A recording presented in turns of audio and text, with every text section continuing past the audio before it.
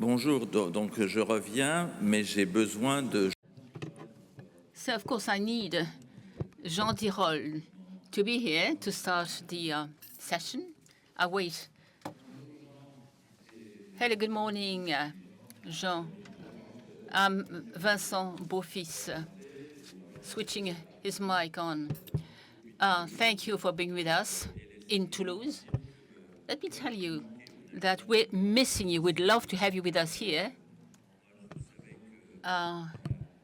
You know that in this Common Good summits, we're all familiar with the role you're playing. And the meeting we had with Claude Perdriel a few years back, the CEO of Challenge, when he created this summit. Jean, before I give you the floor, and to start a discussion with Gilles Fontaine, I have so many things to say on many topics. Of course, the topic of innovation. You can also tell us about the topic on what you are working currently with the Bourgogne University, harmony within society. So we need harmony, especially since last Sunday. And I suppose that Gilles, at the end of this conversation, will ask you a question on this particular topic. You know that your presence, your being with us, is something that we're missing. A good thing you are with us. So on the topic of innovation in Europe, you have the floor. Gilles remains here with us to organize this discussion, this dialogue with you. Good morning, Jean. How are you? Hello, Gilles. Nice to see you. Very pleased to have you with us. Let's tackle our topic. You have so many things to tell us, I suppose, on competitiveness of Europe. You briefly alluded to this in the prior sessions with our friends from the pharmacy industry. What do you make of the situation of Europe in the field of innovation, its rank, its role vis-à-vis Asia and the US of A? Well, we have a major problem with competitiveness. We like talking about purchasing power these days. It's become the buzzword. But if there's no productivity, you can't possibly create purchasing power. So productivity per hour, 1/3 of what it is in US. That's 1/3 less per hour, insist. What is important that productivity is much lower here, and there are a number of causes to this. Essentially, the lack of innovation, the scarcity of innovation. Part of the problem being that we don't spend enough in R&D, and also that when we spend money, it's not spent to the best. It's a waste of efforts. In 2000 at Lisbon, in the year 2000, yes, we said that we should dedicate 20% of the GDP to innovation. So, and we're far from achieving this, and this is a major problem for Europe in general, and for Europe, France in particular. We don't spend well. I mean, we spend we're not present in those industries that are bound to generate growth in your future. Of course, by wealth, I mean jobs and public services. At the expenditure side, the public spends as much in US and in France, open 7% of the GDP, while the private sector spends 1.2, spend in Europe, what 2.3 of GDP in US, much more public and private research and development in the US compared with France or Europe. In the USA, 40%, 85% of investment is on tech, or research is on tech. In Europe,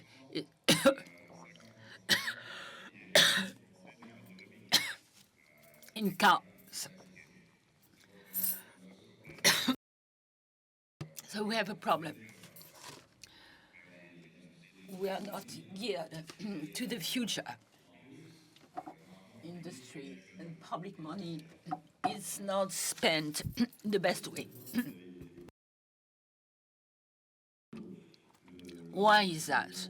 Poor education.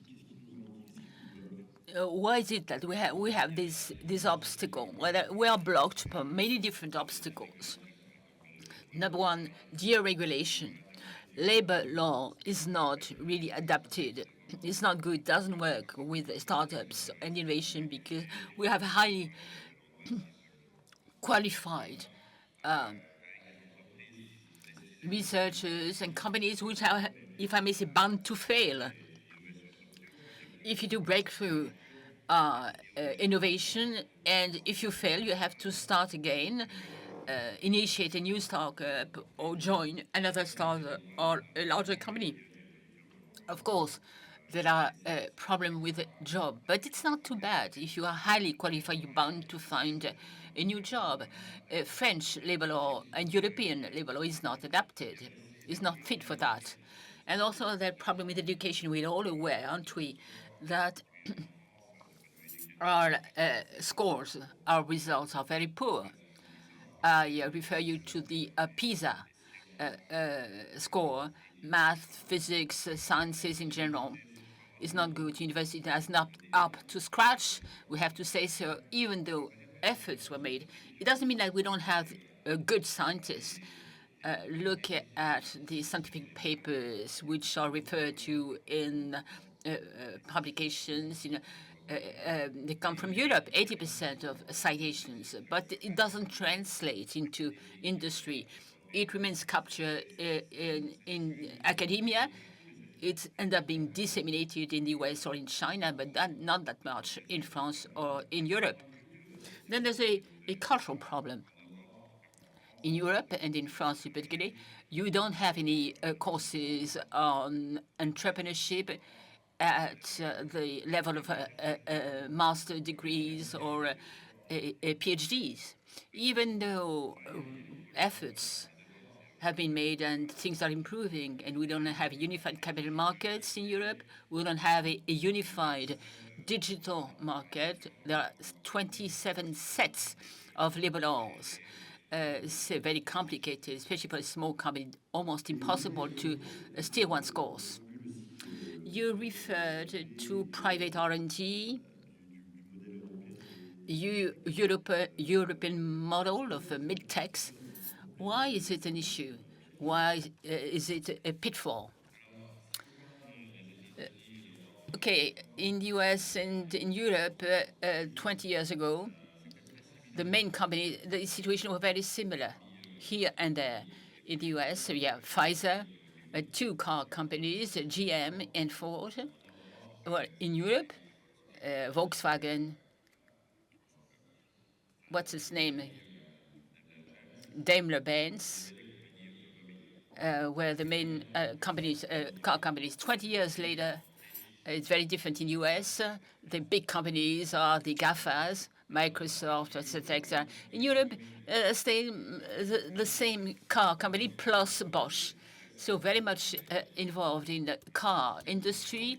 There are car companies, again, some companies which are related somehow to automotive manufacturing. Now, of course, I'm not trying to diminish the role of the car industry, but the margins are much lower, smaller than the margins of tech and biotech companies. So it doesn't generate as much value. And there's a shift of paradigm. We are moving to the V, to driverless cars, and Chinese and Americans are very strong at that. So there's a danger for us. We might be end up being second best. Okay, so much private part of R&D. What about the public R&D and the financing of R&D in Europe? How can we improve or fine-tune the targeting of these industries? Well, on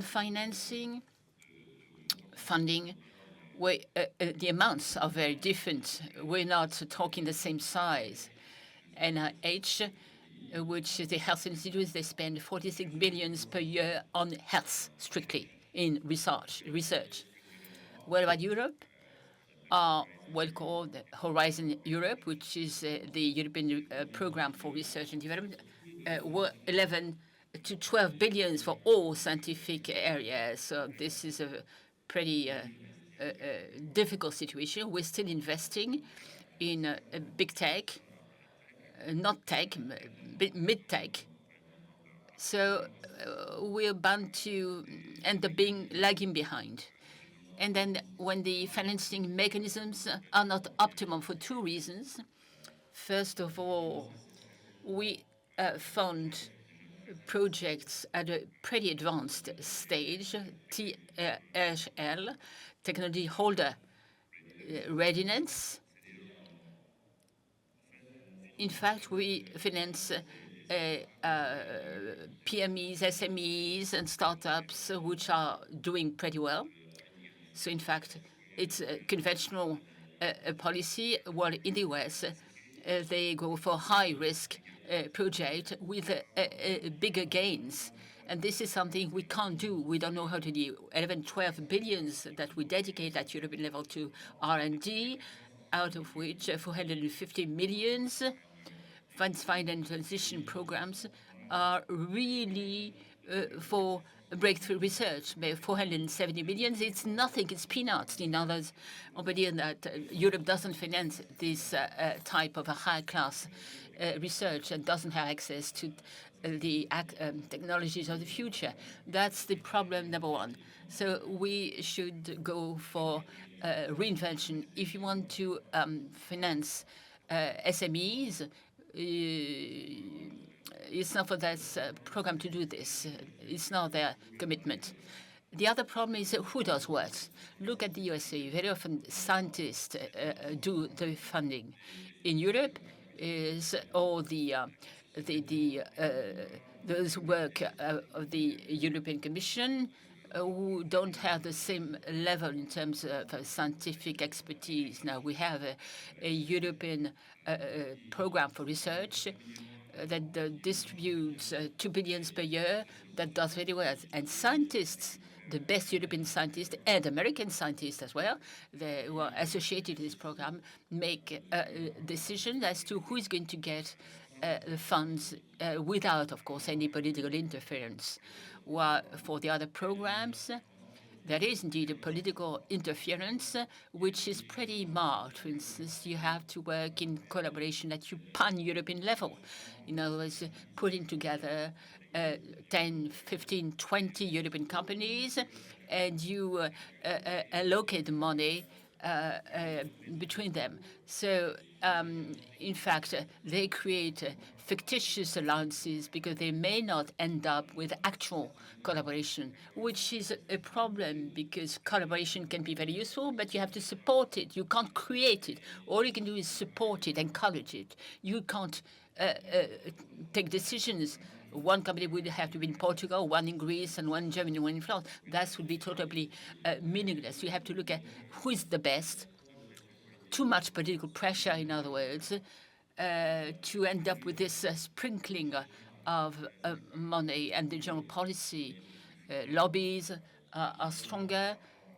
They want to get money for their own groups, their own companies, but breakthrough research is something that they totally disregard. So do you think it's a question with governance? In other words, decision makers are not the right profile, the right people in Europe? No, they are very qualified, and there are, scientists are associated in the, but they're not the decision makers except at the European Research Council. So the system should be changed. Back to the USA. It's interesting to see that the US is the model in terms of industrial policy. Of course, I can't conclude that this is the case. Look at national defense programs that give rise to the GPS and everything that you use in your daily life, and you have it on your smartphone. All these technologies were developed thanks to that group. Look at the NIH, that's health, NSF, which is science, and the rest of science. These three agencies are fully, totally independent of political power. Scientists decide who's going to get what. They don't sprinkle. They give or allocate the money to the best and brightest, the promising teams. For instance, in the case of COVID vaccines, they come from the growth speed program. The American government spent 10 to 11 billions and allocated the money to 6 teams, out of which 3 times 2, you have 3 technologies for COVID, and 2 teams, only 2 teams per technology, so that anyway, they were very modest, humble. The messenger RNA was not affected, so they thrive.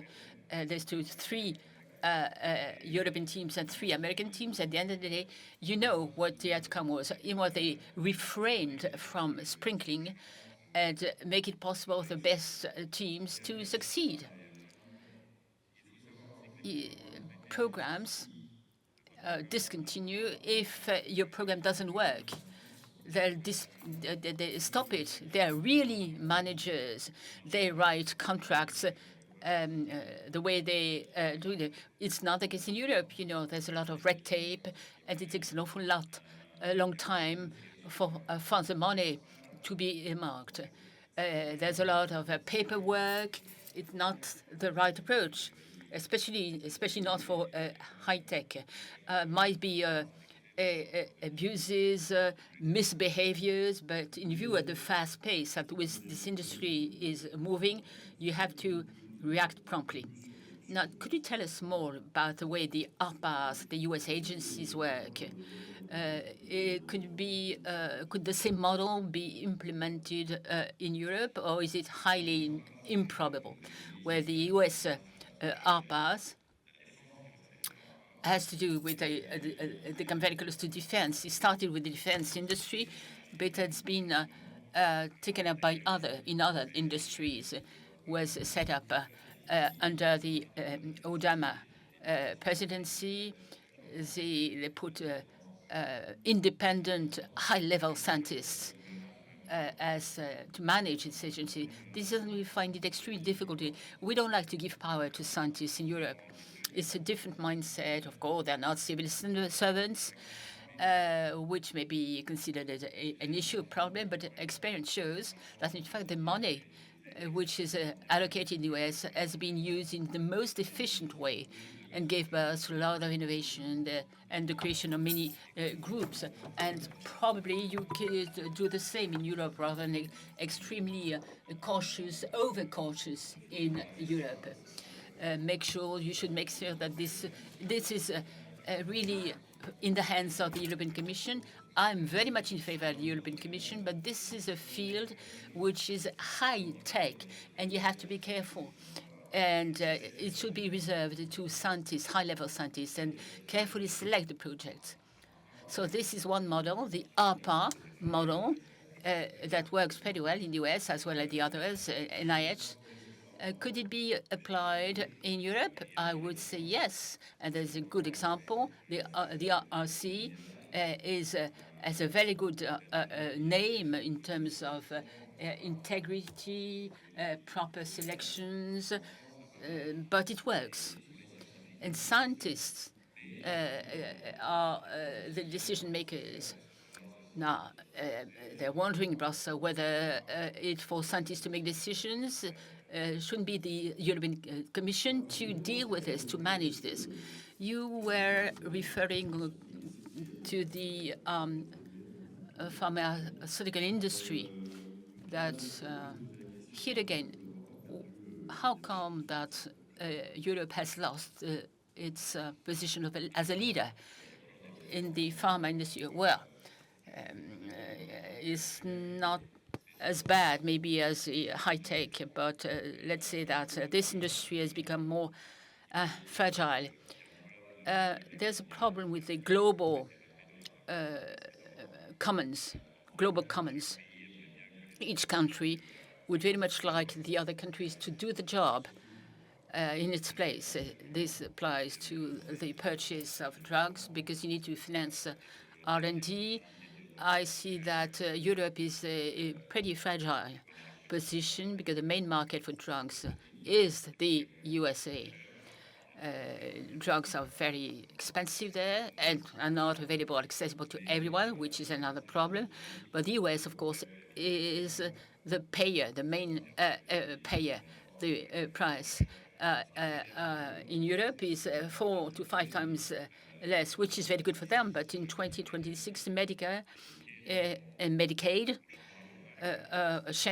will change the rules, and the price of drugs are bound to go down tremendously, which is bound to work as a disincentive to research. But that was another topic.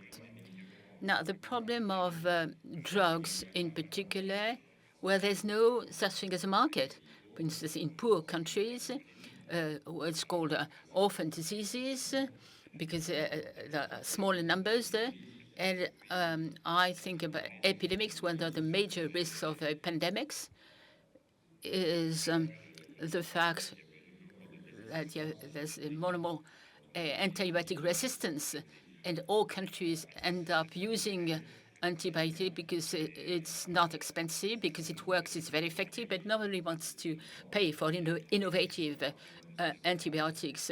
And we might end up with a huge problem if antibiotic resistance becomes more and more prevalent, unless we give more incentives to research of new antibiotics. We end up being in a difficult situation. Now, another problem in Europe, which is another weak point in Europe, as reminded in the record by the previous roundtable, is that medicine is very much a high-tech industry.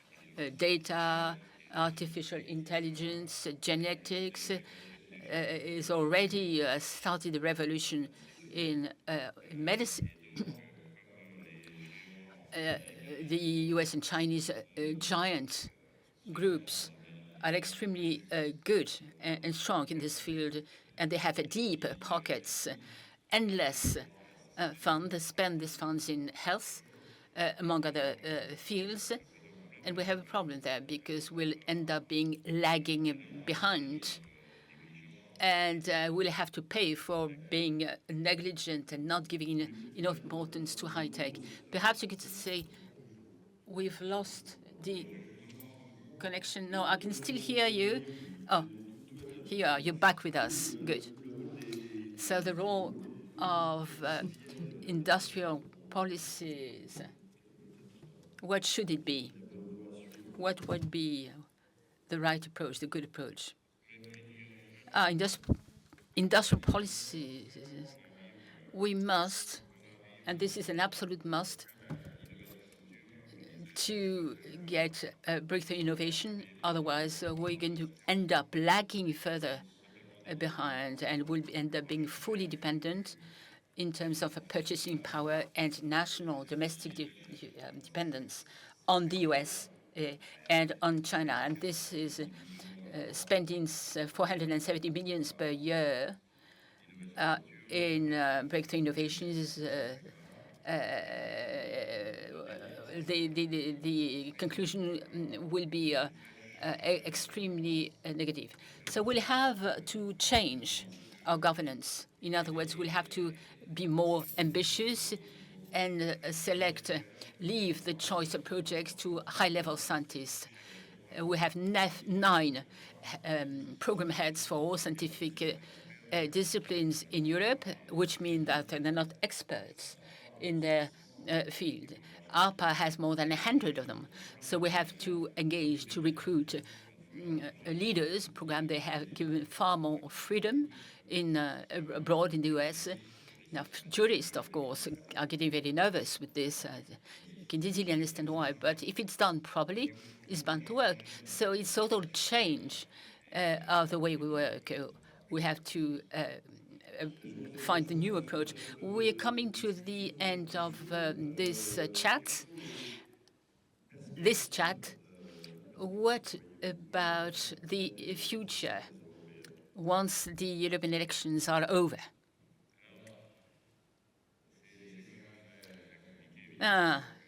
Let's say it's pretty complicated. The political situation is tricky. Europe is already fragile and will be even weaker in the near future, which I was extremely disappointed with, which is good for the populace. When it's the future for the topic we're tackling today, innovation, was never, ever tackled in Europe. Nothing about the place of France and Europe in this industry. They claim that they are about to re-industrialize, but it's not by producing or aspirating that you're going to change the world.